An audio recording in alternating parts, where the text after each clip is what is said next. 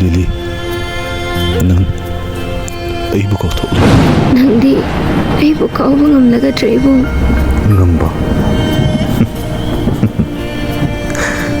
Tam lagi Lily. Aidi nangbu kau ngam ba. Ibong aibu chimini ngoni haiduna. Aibu nusiba ngabi tabra. Lily, aigi wakhalda nangbu chingmini ngolni haibagi karisu kanba laikide. Doga karigi aibu nusidaba. Karigi ibong muka tamu haibado. Nangi ipaning tho amadi nangi nabungjo makhoina aibu nanga loina base yam sawi. Nanga matam kuina loina duna lairabadi ai natana aigi imutumna hatkani haina hayamne.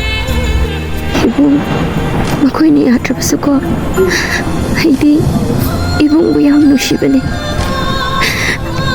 Ibong haigi mabukta ibong gi icha yauri haibase ibong nang khangbitabra natraduga karigi aibu. Lily, ikhangi ibungsu nangbu yam nusiye. Nangbu nusibaduna kanaki oihaningdabagi nangbu aigi oina oijabane. Lily, ibungse kanaki wabu ingadabano ai khangdri.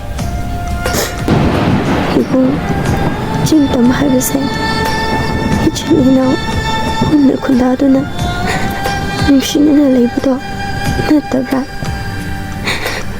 Chingmina kana tamina kana khandok khumse karaino. Ibong hai maitai gi chanabi yam pambibane.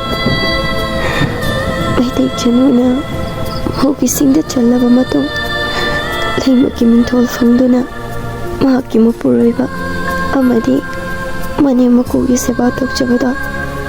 Ibong chinggi lamda satjabi nahakki Lilisu yam pamjabane. Lily, nangi nusibana yonaba nangi nusidabana tausina aigi thawna hapnare.